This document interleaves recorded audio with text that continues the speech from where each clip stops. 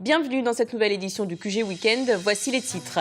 Des milliers de familles ont fui la capitale libyenne pour trouver refuge près de Misrata. En cause, les affrontements à l'arme lourde entre milices rivales depuis 3 semaines.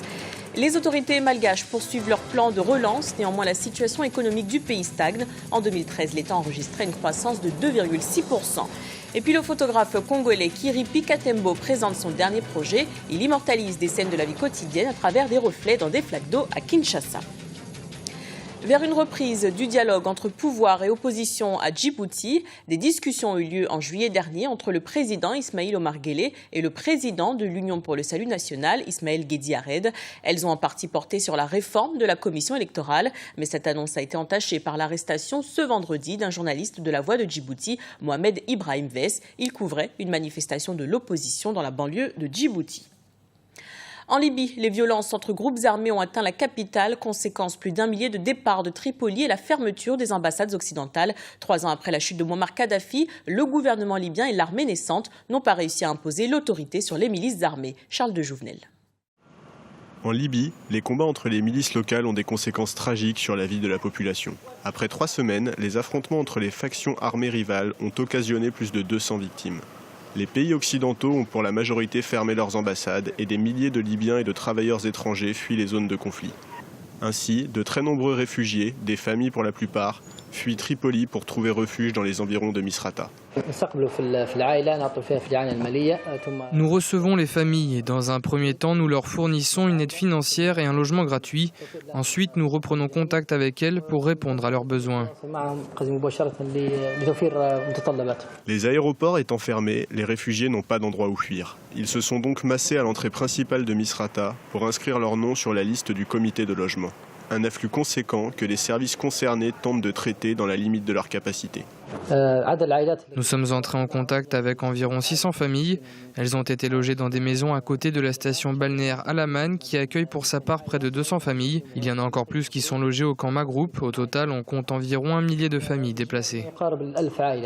3 ans après la chute du régime de Mouammar Kadhafi, l'épisode actuel est considéré par beaucoup comme l'un des plus meurtriers que le pays ait connu depuis le soulèvement de 2011. Les violences se sont d'ailleurs déplacées dans les 2 plus grandes villes du pays, Benghazi et Tripoli, que chacun des protagonistes veut définitivement contrôler. Les Centrafricains dans l'attente de la nomination d'un nouveau Premier ministre. Des concertations sont menées depuis 3 jours par la présidente Catherine Samba-Panza en présence de différents partis politiques et représentants Tibalaka et Seleka. Objectif, trouver le successeur d'André Nzapayeke, musulman ou chrétien. La priorité pour les populations est le retour à la paix. Le gouvernement malgache entend créer 1 demi-million d'emplois par an d'ici 2015. Pour atteindre cet objectif, les spécialistes préconisent non seulement une monnaie forte, mais également une véritable politique des taux d'intérêt pour les entreprises. Aminata Diak. Depuis 5 ans, le Madagascar traverse une crise économique sévère. La crise politique qui a débuté en 2009 a eu un impact négatif sur le développement socio-économique du pays. Plus de 6 mois après la prestation de serment du nouveau président R. Rajao Rimampianine, la situation restait inchangée. À Antananarive, la capitale, les habitants restent sceptiques quant à l'amélioration de la situation économique et de leurs conditions de vie. Aujourd'hui, il n'y a rien pour le peuple. Regardez, il y a beaucoup de gens pauvres. Le problème ne sera jamais résolu. Je pense qu'ils ne se soucient que des intérêts des pays étrangers et ce n'est pas la bonne solution. Selon un rapport de la Banque mondiale publié en 2010, 75% de la population malgache vit dans la pauvreté. Pour inverser la tendance, le gouvernement a mis en place une politique de croissance ambitieuse qui vise à améliorer les performances économiques et créer 1 demi-million d'emplois par an d'ici 2015. Un programme largement soutenu par les investisseurs étrangers sous certaines conditions. Tout cela a l'air bien, mais ce partenariat se fait sous plusieurs conditions. Tout d'abord, si vous avez un œil sur les relations internationales et sur l'histoire économique du monde, il devient évident qu'un pays doit pouvoir accepter sans discussion du FMI et de la Banque mondiale des conditions obligatoires dans la plupart des cas, et cela beaucoup d'économistes le disent. Cela ne porte pas nécessairement sur les performances économiques que pourrait avoir le pays concerné.